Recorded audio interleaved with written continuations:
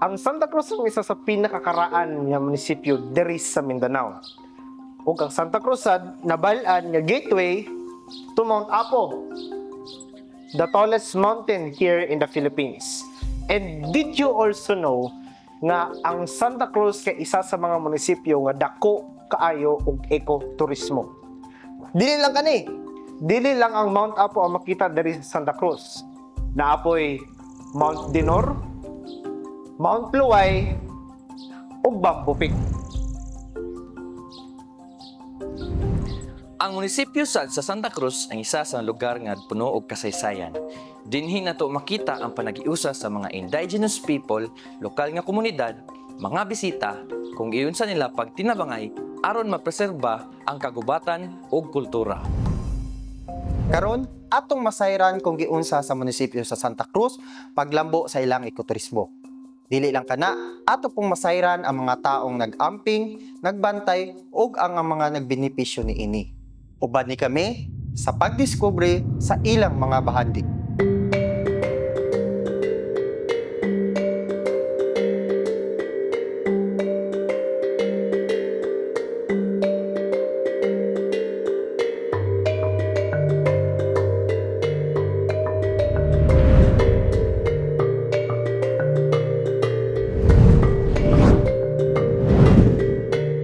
Mount Apo Natural Park naglangkob sa kapin sa 64,000 nga hektarya o kini usa sa labing importante nga biodiversity areas sa nasod. Pero luyo sa katahom niini naagyahapoy yung mga hagit sama sa pagpreserba sa lasang ug ang pagsakop sa mga katawhan gikan sa sobra nga turismo. Mao nga ang mga lumad, mga porter ug lokal nga gobyerno nagtinabangay aron ang kabukiran magpabiling buhi ug limpyo. Atong sayron ang klarong tubagi kayon kay Sir Julius Paner, Tourism Head Officer of Santa Cruz.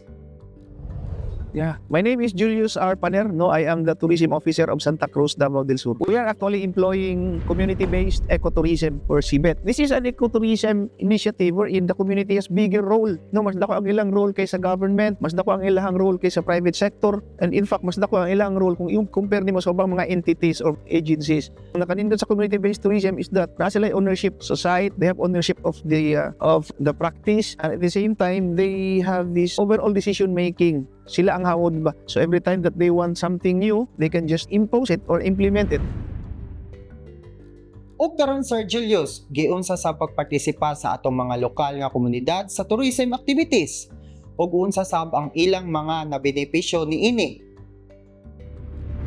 Daghan ang ato ang mga murag nahimo ng murag model for community-based ecotourism, pero I have to cite one. Ang Sinoron Eco Park, no, this is a community-based culture-focused ecotourism site. No, nga sila gyud mismo ang nag-handle and 100% of the community members are within the indigenous peoples nga Bagobo, Tagabawa. So makaingon kong dako ang ilang benepisyo na nakuha sa tourism activity tungod kay sila man ang nagakolekta sa fees.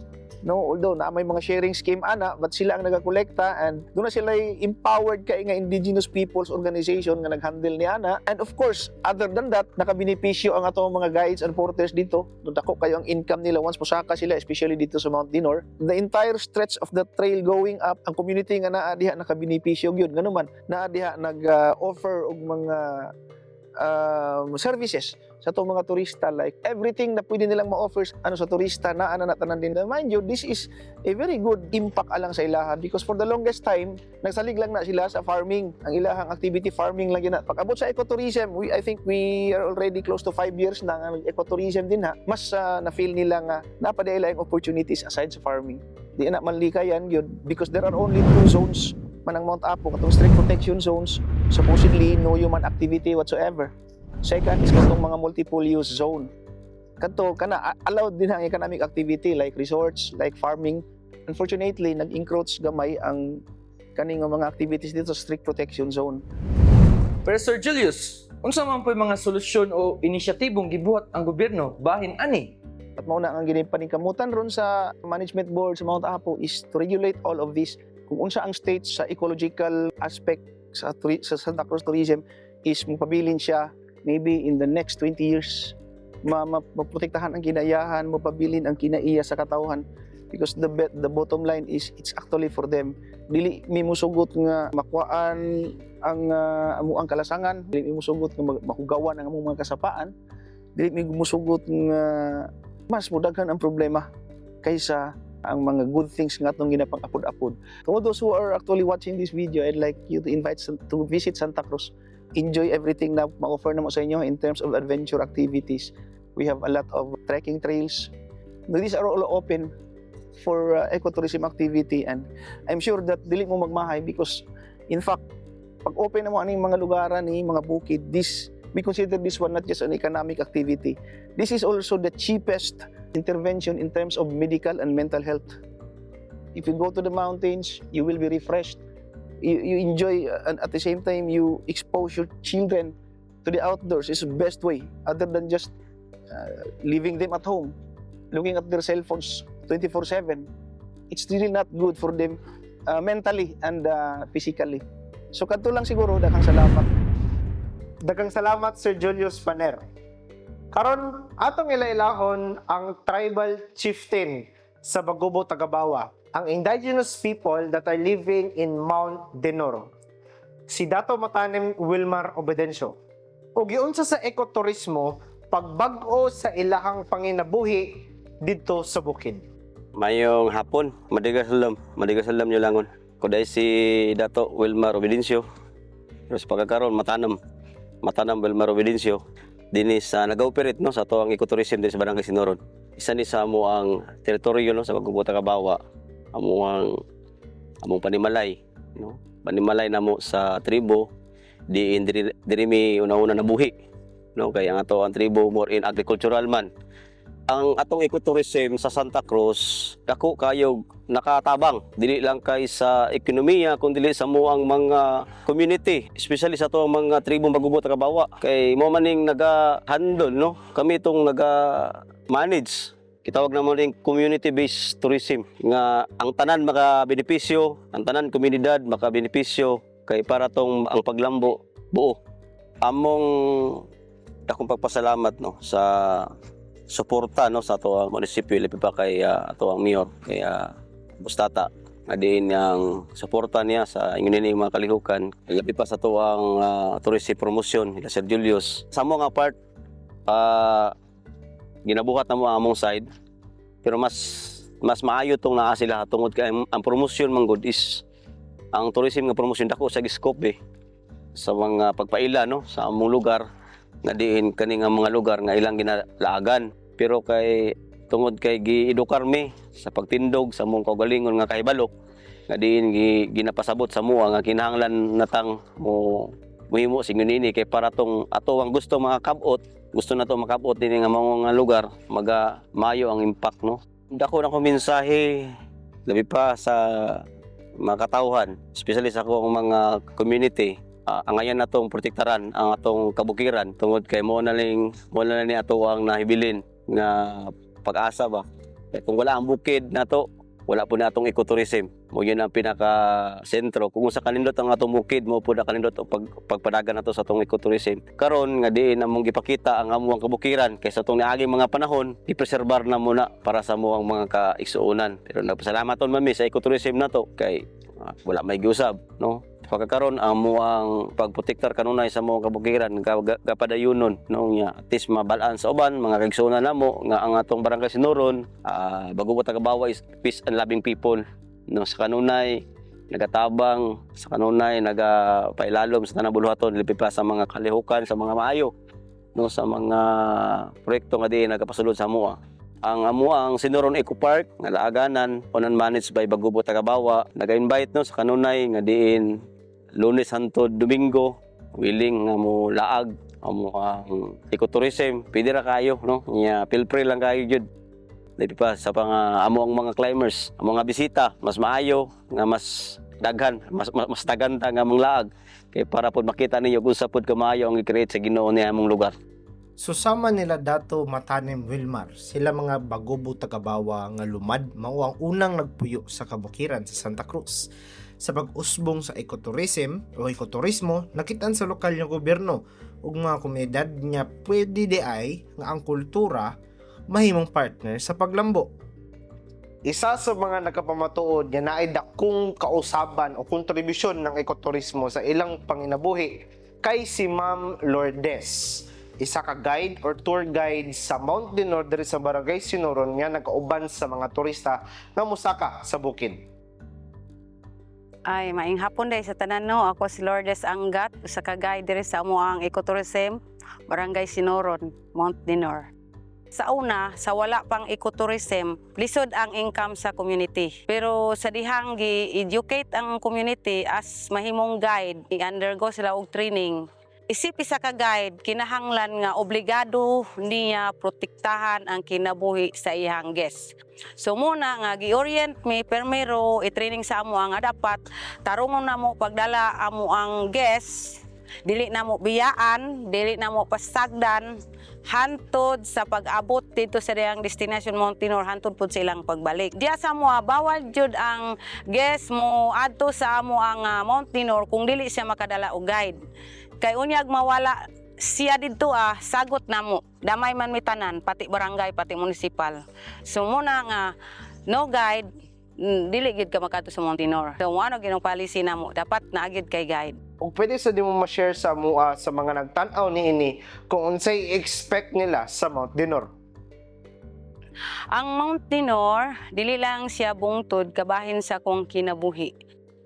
Ang Mount Dinor namo dili siya kaparehas nakita nato sa Mount Apo kay daghan kayo mga bato, borders makita nimo. Pero among Mount Dinor ang ikapasigar mo namo kay daghan may dagko kay mga kahoy nga century gyud na siya nga kahoy. Sa kung mga guest nako kung makaadto sila dito sa Mount Dinor, na sila'y problema murag mahupay kay ang kahoy manggod kay murag ba siya mo kanta, mo awit in ana. So nalipay mi tungod kay sa ekoturismo sa Santa Cruz is gi-promote niya ang among barangay. So naka-appeal mi sa maniini. Matud pa sa ako ang dungog kay Sir Georgios Panner is number 2 na mi. So lipay mi anak kay number 2 mi. Dili ko na lalim no. Tibok Davao gud na nya daghan kaayo unsa ra gud ni pero tungod silang tabang sa amoa naingon animic. So dili na namo mahimo kung wala sila naga-promote sa amoa. Dako gyud kay tabang ang ekoturismo sa pagpanginabuhi sa atong mga guides nga aside sa pag-increase sa ilang mga income, naka-promote ug naka-educate sab sila sa ilang kultura ngadto sa tanang mosaka. Grabe ka dako importansya ang ilang kultura sa ekoturismo sa Santa Cruz kay dili lang bukid ang ilang gina-promote kundi apil sab nila pagpasigarbo nga ang ilang mga guides kay puros bagubo tagabawa nga gabantay gayud sa Mount Dinor. Karon, atong paminawon ang mga hikers na nakasaka ug nakalampos sa mga bukid sa Santa Cruz. Si Engineer Xavier Texon ug Ma'am Reds Entrina. Hello, I am Reds. I'm from Digos and I have experience in hiking, especially in Santa Cruz. What made me choose Santa Cruz? Well, aside from its scenery, I think it's the distance. Location-wise, it's near Digos and I am from Digos. Also, I think one of the significant realization, I think to realize na slow-paced ang life when I am wild in nature. And it's not a bad thing slow-paced siya kay I have more time to self-reflections and to-connect with my thoughts. Panday, ako si Xavier Texon, isa ka hiker sa Mount Dinor. Ang ma-share na ko sila is jud ang Santa Cruz, especially ang ang Mount Dinor, siya friendly. Tapos ang mga tour guide nimo maayo pud mo kumbaga mo organize, tapos maminaw sa mo unsay imong gusto. Sometimes mo recommend pa sila nga sila mo dala sa gamit if maglisod na ka na.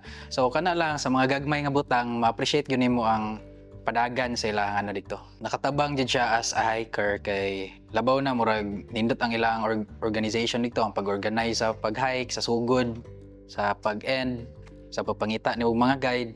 Tapos naka-help po siya sa kuha kay naka-realize ko nga kung gusto yun ka mo hike somewhere o asan mo gusto, murag nakita na ko sa Mount Dinor nga easy lang yun pag naay tarong pagka-organize sa inyong group.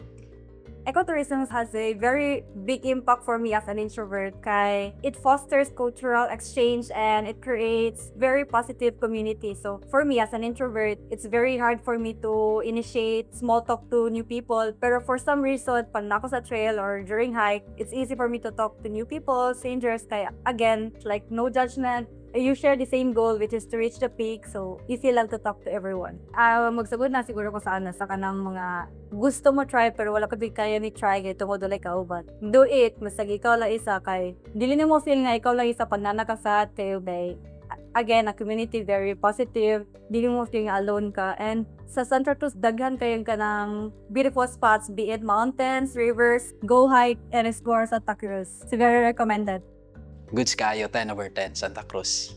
Ang tinuod nga bahandi sa Santa Cruz, dili lang tungod sa katahom sa mga kabukiran, kundi sa pinaghiusa sa tanan. Gikan sa lokal nga mga gobyerno, sa indigenous people, sa mga porters o guides, and sa mga hikers o bisita diri sa lungsod. Ang ilang kalampusan gikan sa aksyon, pinaagi sa paglimitar sa mga turista, paghatag og mandatory guide nga gikan sa lokal nga komunidad og labaw sa tanan ang direkta nga pag-apil sa indigenous people sa pagprotektar sa ilahang ancestral domain. Kini ang mga leksyon nga atong matun-an. Nga ang tinuod nga pag-uswag sa ekoturismo kay dili ang pagsukod sa gidaghanon sa mga bisita, kundi ang pag-edukar sa mga sumusunod nga henerasyon nga magbantay ni ining mga bukira. Ang Mount Apo, Mount Dinor, Bamboo Peak, Mount Luway ug ang tibuok Santa Cruz naghulat kanimo. Pero usa ka mo ato diri hinumduman gyud nato ang lawom apanyano nga mensahe ni Dato Matanim Wilmar Obedencio. Protektahan nato ang mga bukid kay kung wala kini, wala sa bang atong ekoturismo. Salamat sa pag-uban kanamo sa pagdiskubre sa ilang bahandi.